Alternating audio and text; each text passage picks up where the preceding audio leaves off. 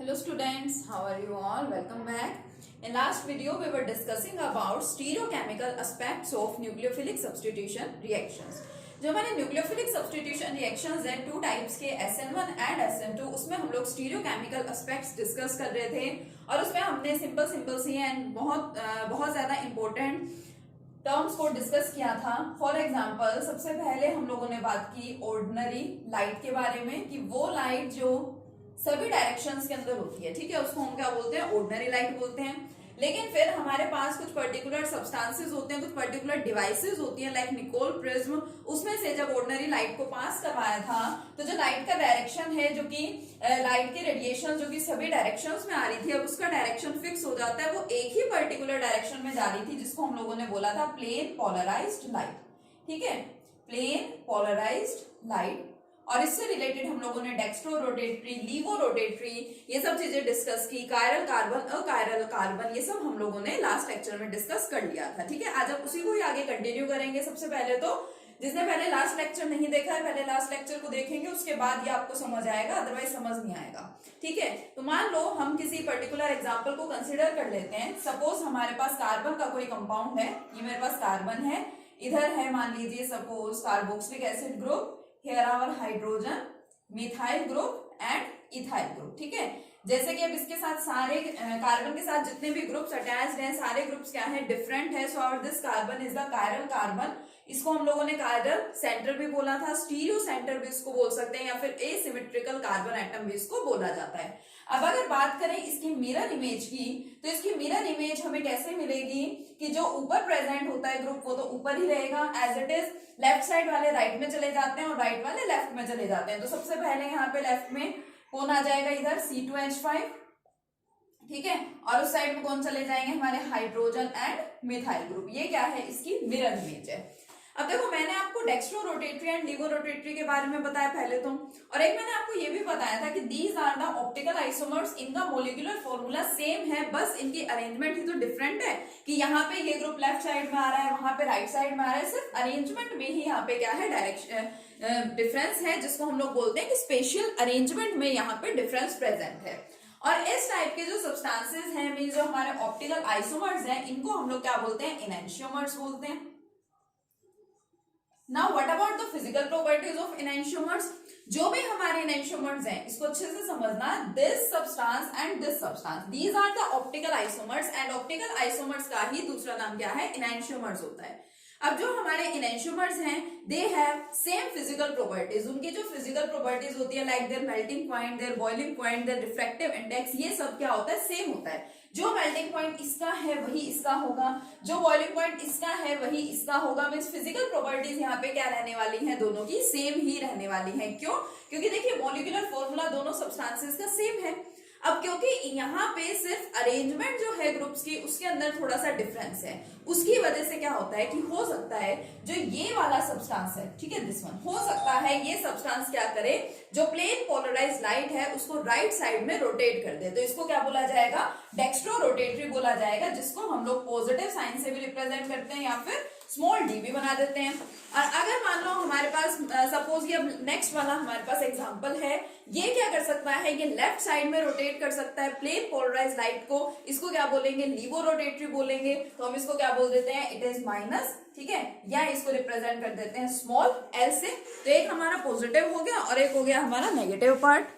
अब अगर मान लो हम यहाँ पे क्या करें, अब मैंने यहाँ पे पर्टिकुलर पॉजिटिव लिखा है, इसका मतलब ये नहीं है जो इस साइड में है वो डेक्स्ट्रो रोटेटरी ही होगा, या इस साइड में जो है वो क्या होगा, लीवो रोटेटरी ही होगा। मैंने आपको बताया है कि एक पॉजिटिव है और एक क्या है, नेगेटिव है। सपोज मैं इसको देखो हटा देती हूँ यहाँ से, ठीक है, तो डिपेंड करता है कि सब्सटेंस कहाँ पे रोटेट कर रहा है, ऐसा कुछ फिक्स नहीं है कि ये लीवो होता है या फिर यही डेक्स्ट्रो होता है। अब मान लो हम क्या करें, कुछ पर्टिकुलर अमाउंट ले लेते हैं इस वाले आइसोमर का, मान लीजिए ये पॉजिटिव वाला है, इसके अंदर ऐड कर लेते हैं एग्जैक्टली उतना ही अमाउंट इस वाले आइसोमर का भी जो कि नेगेटिव है। मींस मान लो मैंने 10 ग्राम ये सब्सटेंस लिया तो 10 ग्राम ही मुझे ये सब्सटेंस भी लेना है। मींस इक्वल मुझे इन दोनों की क्वांटिटी रखनी है। तो इसका जो मिक्सचर होगा, ठीक है, मिक्सचर इसमें लिख देती हूँ, यहाँ पे आप नोट डाउन करना साथ में, the mixture of two isomers, कौन से आइसोमर्स की बात करें यहाँ पे, ऑप्टिकल आइसोमर्स की। Mixture of two isomers means two optical isomers in fixed quantity. Fixed quantity का मतलब कि इन दोनों आइसोमर्स को मैंने फिक्स क्वांटिटी में रखा है, ठीक है, is known as the racemic mixture.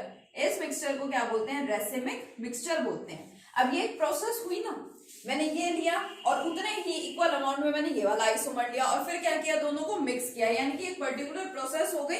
The process of formation of the racemic mixture is known as the racemisation. पहले मेरे पास इनैंशियोमर्स थे, इनैंशियोमर्स को मैंने इक्वल अमाउंट में मिक्स किया, ठीक है। सिंपल से एग्जांपल से ध्यान रखें, अगर ये 10 ग्राम है तो ये भी 10 ग्राम आपको लेना है, तो दोनों का जो मिक्सचर बनेगा उसको क्या बोलेंगे? Racemic mixture. And the process of, किसकी प्रोसेस है? देखिए, the process of conversion of, क्या कर रहे हैं हम यहाँ पे? देखो, the process of conversion of racemic mixture, sorry ऐसे लिख दो, the process of conversion of enantiomers into racemic mixture. क्या कर रहे हैं हम यहाँ पे? हम इनैंशियोमर्स को रेसिमिक मिक्सचर में कन्वर्ट कर रहे हैं, is known as the racemisation. इस प्रोसेस को हम लोग यहाँ पे क्या बोलते हैं? रेसिमाइजेशन बोलते हैं, ठीक है, या रेसिमिक मॉडिफिकेशन भी इसको बोला जाता है। तो इन पॉइंट्स का आपको और थोड़ा अच्छे से ध्यान रखना है। नेक्स्ट जो हमारा SN1 एंड SN2 रिएक्शन हम लोगों ने डिस्कस किया, उसमें हमने inversion, retention and racemic mixture को पहले भी पढ़ लिया था। तो अब ध्यान रखेंगे कि व्हाट इज इन्वर्जन, ठीक है। इन्वर्जन क्या होता है? मान लो मैंने ये एग्जांपल लिया था कोई इस टाइप का, मेरे पास थे यहाँ पे कार्बन, इसके पास 3 हाइड्रोजन एटम और यहाँ पे X है। मान लीजिए यहाँ पे मुझे X को रिप्लेस करवाना है Y से, ठीक है। एक मैं यहाँ लिख रही हूँ कि मान लो ऐसा होगा, और एक यहाँ पे मुझे यहाँ पे दोनों केसेस में X को रिप्लेस किससे करवाना है? Y से रिप्लेस करवाना है।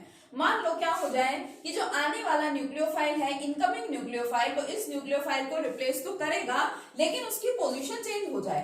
X आपका राइट साइड में प्रेजेंट है तो Y भी राइट में ही आना चाहिए था, लेकिन सपोज वो लेफ्ट में आ गया Y, और 3 हाइड्रोजन इस तरह से अटैच है। एक तो ये पॉसिबिलिटी है। दूसरा क्या होता है, उसी जगह रह जाए, राइट साइड में X है तो राइट साइड में ही Y आकर के अटैच हो जाए। और एक पॉसिबिलिटी क्या थी, जिसमें दोनों की फॉर्मेशन हो, जहां पे पोजीशन चेंज हो जाती है उसको तो बोला था हम लोगों ने इन्वर्जन ऑफ कॉन्फिगरेशन। जहां पे सेम रहती है पोजीशन उसको क्या बोलते हैं हम लोग? Retention of configuration. और दोनों की पॉसिबिलिटी हो, अगर आपके पास कुछ इस तरह का मान लो आ जाए कि ये आपके पास कार्बन के पास इधर मिथाइल ग्रुप है, इधर मिथाइल ग्रुप है, इधर भी मिथाइल ग्रुप है, और इस कार्बन पे क्या था? पॉजिटिव चार्ज था। तो जो न्यूक्लियोफाइल है वो तो यहाँ से फ्रंट साइड से भी अटैक कर सकती है और बैक साइड से भी अटैक कर सकती है। अब वो जिस भी साइड से अटैक करेगी, यहाँ से अटैक करेगी तो इस टाइप का प्रोडक्ट बन जाएगा, यहाँ से अटैक करेगी तो इस टाइप का बन जाएगा, और यहाँ से, यानी दोनों प्रोडक्ट्स बनने की पॉसिबिलिटी है। तो हम क्या बोल सकते हैं? रेसिमिक मिक्सचर की फॉर्मेशन यहाँ पे हो सकती है, ठीक है। तो ये सिंपल सा हमारा कंसेप्ट था, स्टीरियोकेमिकल कंसेप्ट, जिसको हम क्या बोलते हैं? Stereochemical aspects of SN1 and SN2 reaction.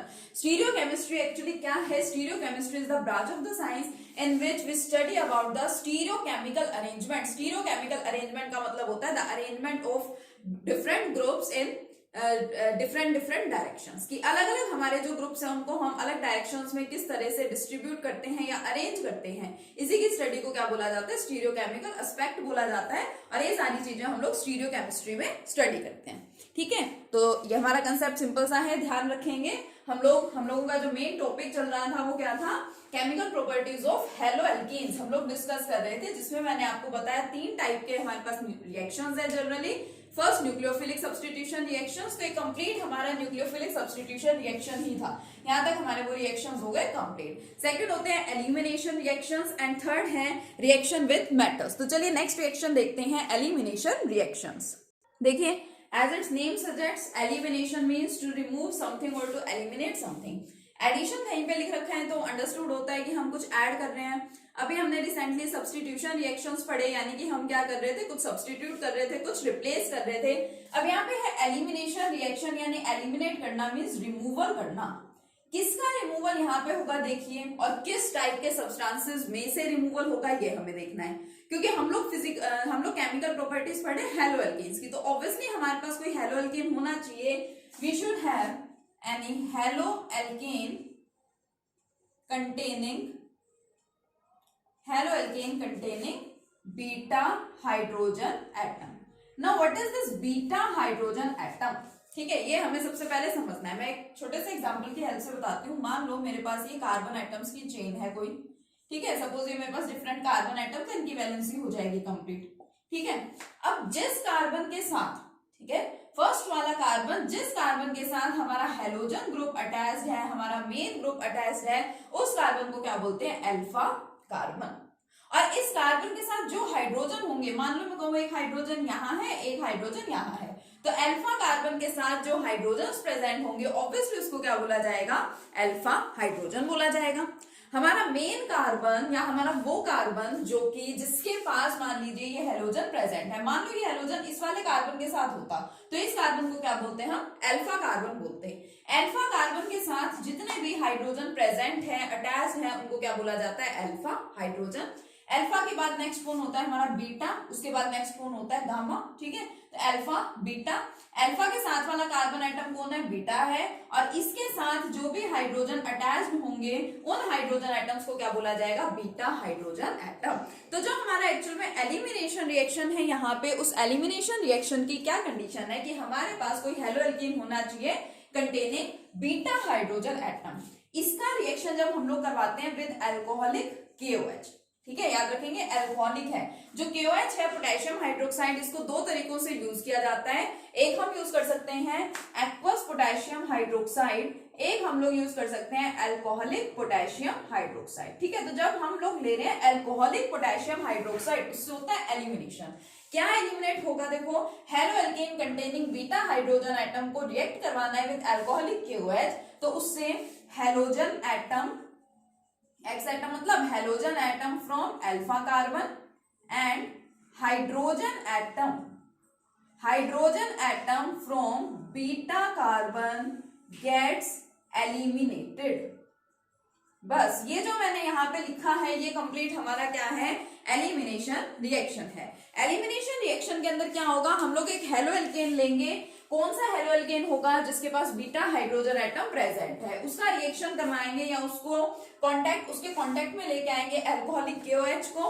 तो जैसे ही हमारा ये वाला सब्सटेंस अल्कोहलिक KOH के कांटेक्ट में आएगा, तो halogen atom from alpha carbon और hydrogen atom from beta carbon gets eliminated, वो वहां से एलिमिनेट हो जाएंगे, मींस रिमूव हो जाएंगे।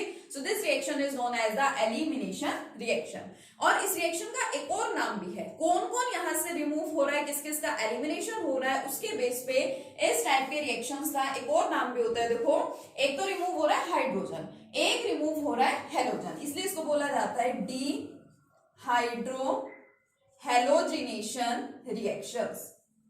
ठीक है, these type of reactions are also known as the dehydrohalogenation reactions, removal of hydrogen as well as halogen। ठीक है, तो बिल्कुल सिंपल सा कंसेप्ट है, आपको समझ में आ गया होगा, है ना। अब एक एग्जांपल की हेल्प से देखते हैं, देखो आपको और बेटर समझ में आएगा। चलिए हम एक हेलो एल्केन कंसीडर करते हैं, कौन सा हेलो एल्केन लिया, CH3 CH2 Cl सब कुछ। ठीक है, अब ध्यान रखना है कि इसके पास बीटा कार्बन होना चाहिए, क्योंकि उसी के साथ तो बीटा हाइड्रोजन होगा ना। अगर आप ले लेते सिर्फ CH3Cl, तो इस टाइप का रिएक्शन वहां पे नहीं होता, क्योंकि बीटा जो कार्बन है वहां से हाइड्रोजन का रिमूवल होना है, तो बीटा कार्बन तो यहाँ पे प्रेजेंट ही नहीं है। तो यानी कि इस टाइप का मान लो हमने कोई एग्जाम्पल ले लिया, इसके कॉन्टेक्ट में हम किसको लेके आ रहे हैं, अल्कोहलिक KOH को। ठीक है, अब क्या होगा, मैंने आपको बताया कि एक तो अल्फा वाले कार्बन से तो हेलोजन और बीटा वाले कार्बन से हाइड्रोजन क्या हो जाते हैं, रिमूव हो जाते हैं। तो कार्बन ये वाला अल्फा है हेलोजन के साथ, और ये वाला कौन सा है, बीटा है। बीटा वाले कार्बन के पास 3 हाइड्रोजन अटैच्ड है, एक हाइड्रोजन यहाँ से रिमूव होना ही है, तो क्या कितने हाइड्रोजन बच जाएंगे यहाँ पे, 2 हाइड्रोजन CH2। ठीक है, और डबल बॉन्ड CH2, और यहाँ से क्या हो गया, Cl भी रिमूव हो गया। अब अगर आप एकदम से सोचें कि ये एल्कीन कहाँ से बन गया, अब आप लोग देखिए कन्वर्जन्स भी पढ़ेंगे, तो अगर आपको कोई भी हेलो एल्केन मिल जाए और हेलो एल्केन से आपको प्रिपेयर कराना हो एल्कीन का, ठीक है, प्रिपरेशन करानी हो आपको एल्कीन की, तो एलिमिनेशन रिएक्शंस आपको देखने हैं अल्कोहलिक KOH के साथ, आप उसका रिएक्शन करा देना। देखो हुआ क्या, यहाँ से CH2 हुआ, एक हाइड्रोजन गया और यहाँ से चला गया क्लोरीन। अब इसको ऐसे रहने देंगे तो फिर कार्बन, दोनों कार्बन की वैलेंसी यहाँ पे पूरी नहीं हुई, तो वैलेंसी को सेटिस्फाई कराने के लिए क्या हो जाता है, यहाँ पे डबल बॉन्ड। ठीक है, तो ये क्या है, हमारा सिंपल सा एलिमिनेशन रिएक्शन है। ठीक है, आ गया होगा आपको अच्छे से समझ में एलिमिनेशन रिएक्शन। लेकिन मान लो अब मैं एक और टाइप का एग्जांपल ले रही हूँ, उसको जरा अच्छे से समझना। ये तो हो गया सिंपल सा एग्जांपल। सपोज मैंने यहां लिया ये मेरे पास कोई चलो यहाँ पे मान लो हेलोजन प्रेजेंट है, ठीक है, यहाँ हेलोजन प्रेजेंट है, वैलेंसी पूरी कर देते हैं, तो CH3 एंड यहाँ पे क्या लगाऊंगी, CH लगाऊंगी, ठीक है। और भी एक्सटेंड कर सकते हैं कार्बन आइटम की चेन को, जरूरी नहीं आपको इतना ही लेना है, इतना भी ले सकते हैं और ज्यादा एक्सटेंड भी कर सकते हैं, जो आपको लेना आप ले सकते हैं, ठीक है। या फिर मान लीजिए और बड़ा आपको लेना है तो ये ले लो CH3 CH2 CH2 CH Cl CH3, ठीक है। मींस कहने का मतलब सिर्फ ये है, चाहे कितना ही छोटा एग्जांपल कंसिडर कर लो, चाहे कितना ही बड़ा एग्जांपल कंसिडर कर लो, ठीक है, जो आपके प्रोडक्ट्स बनेंगे वो सेम तरीके से ही बनेंगे वहां पे। तो ये आपका एक हेलो एल्केन है हैविंग बीटा हाइड्रोजन, ठीक है, ऑब्वियसली इसके पास बीटा हाइड्रोजन प्रेजेंट है। इस केस में आपका अल्फा कौन है, अल्फा में कभी भी ऐसा आपको नहीं रटना है कि जो फर्स्ट कार्बन है that is the alpha carbon, first carbon is not alpha carbon.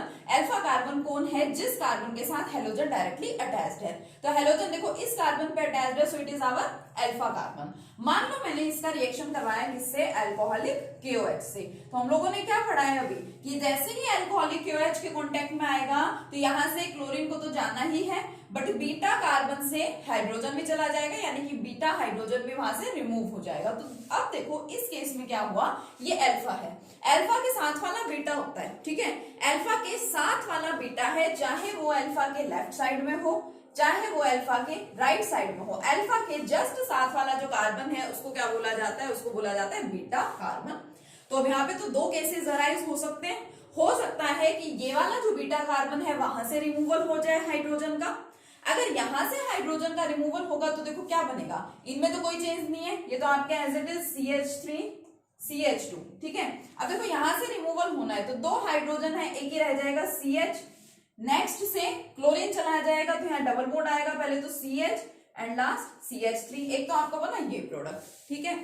या और दूसरा चांस क्या हो सकता है, दूसरा केस, दूसरी पॉसिबिलिटी क्या हो सकती है, अब यहाँ वाले बीटा कार्बन से जाए, ठीक है, ये वाला बीटा हाइड्रोजन रिमूव होगा तो फिर क्या बनेगा, देखो वहां से रिमूव होना है, ठीक है, तो क्या बनेगा CH3 CH2 CH2 CH, यहां से तो क्या क्लोरीन, ठीक है, और डबल बॉन्ड क्या आ जाएगा CH2, ठीक है, क्योंकि इसके पास दो दो बीटा कार्बन प्रेजेंट है, दो दो टाइप के बीटा हाइड्रोजन एटम्स है, और कंडीशन तो ये है कि बीटा हाइड्रोजन का रिमूवल होता है। अब ऐसा तो नहीं है कि लेफ्ट साइड वाला बीटा होगा या राइट साइड वाले बीटा से रिमूवल होगा, दोनों केसेस हैं, लेकिन कभी भी ऐसा नहीं होता कि दो प्रोडक्ट्स बन रहे हैं तो दोनों इक्वल अमाउंट में बन जाते हैं। एक प्रोडक्ट तो इनमें ऐसा हो सकता है जो कि क्या हो जाए 90% बन जाए, और एक ऐसा भी हो सकता है जो सिर्फ 10% बने, मींस इनके जो प्रोडक्शन है, इनका जो अमाउंट है, इनका जो एक्सटेंट है, उसके अंदर लार्ज डिफरेंस आप ऑब्जर्व कर सकते हैं।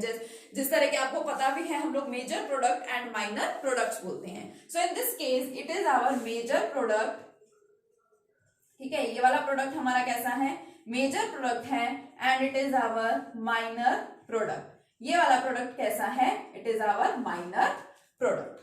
अब बात रही यहाँ पे कि अब क्या हमें इसको रटना पड़ेगा, क्या डिफरेंट टाइप के रिएक्शंस में हम रटेंगे, लेकिन रिएक्शंस तो कोई भी हो सकते हैं, मैंने अभी आपको बताया कि एग्जांपल तो किसी भी टाइप के हो सकते हैं, आप लोग कितनी क्रैमिंग करेंगे, ठीक है, इट इज नॉट पॉसिबल। तो इसके लिए एक बहुत सिंपल सा और बहुत इंपॉर्टेंट रूल गिवन है, जिस रूल को बाय नेम भी डायरेक्टली आपसे एग्जाम्स में पूछा जाता है, that rule is known as Saytzeff rule. Most important rule Saytzeff rule. क्या कहता है हमारा सेडजिफ रूल कि अगर हम यहाँ पे हेलो एल्केन्स का क्या करा रहे हैं, एलिमिनेशन करा रहे हैं, तो कौन से बीटा से जाएगा हाइड्रोजन, ठीक है, या फिर कौन सा प्रोडक्ट बनेगा, कैसे आपको पता चलेगा। मान लो आपने रिमूवल कराया और दो पॉसिबिलिटीज आपने लिख ली, ठीक है, तो ये रूल कहता है कि more alkylated double bonded carbon atom, more alkylated double bonded carbon atom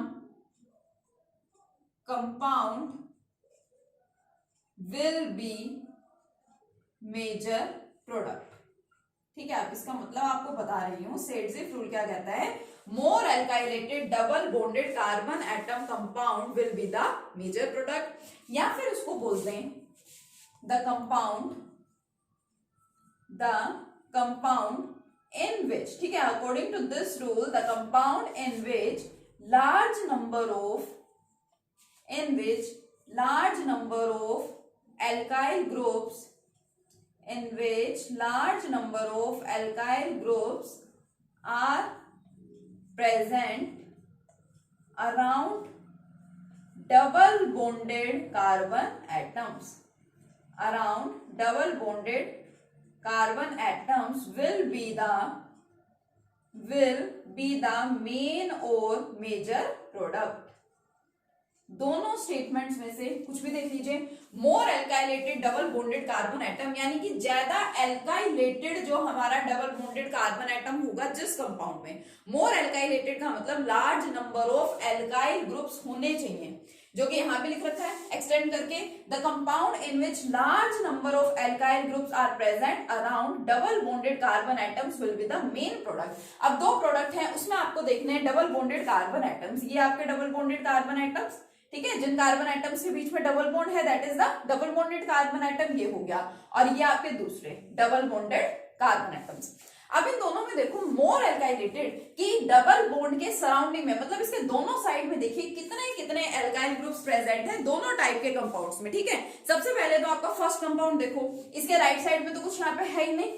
जो ये बचा है, जो भी साइड में अटैच है वो क्या होगा, हमारा एल्काइल ग्रुप होगा. ठीक है, अब ऐसे नहीं यहाँ पे कंफ्यूज होना कि एक तो CH3 मिथाइल ग्रुप, ये भी कोई ग्रुप होगा, नहीं. इसके साथ यहाँ पे जो भी प्रेजेंट है वो क्या होगा, आपका एल्काइल ग्रुप होगा. तो इस कंप्लीट को वन कंसिडर करते हैं कि यहाँ पे हमारे पास एक ही एल्काइल ग्रुप है. ठीक है, और इस केस में देखो यहाँ पे डबल बॉन्डेड कार्बन एटम है, एक ग्रुप आपका यहाँ पे और एक ग्रुप आ रहा है आपका यहाँ पे. तो इस केस में कितने एल्काइल ग्रुप्स प्रेजेंट है surrounding double bonded carbon atom के, या around double bonded carbon atom के दो ग्रुप्स प्रेजेंट है. तो जितने ज्यादा एल्काइल ग्रुप्स जहां पे होंगे जिस कंपाउंड में, वही हमारा मेन प्रोडक्ट होगा या फिर मेजर प्रोडक्ट होगा. इट इज द सेड से फ्रूट. ठीक है, तो ये एलिमिनेशन रिएक्शन है जो आपको अच्छे से पढ़ना है. स्टीरियोकेमिकल एस्पेक्ट्स की अच्छे से स्टडी करेंगे, एलिमिनेशन रिएक्शन अच्छे से पढ़ेंगे. आपको यहां तक सबसे पहले तो अच्छे से समझना है, उसके बाद इसी से रिलेटेड एक छोटा सा कंसेप्ट और बाकी है एलिमिनेशन रिएक्शन में. ठीक है, उसको हम लोग नेक्स्ट लेक्चर में कंटिन्यू करेंगे. Okay, thank you.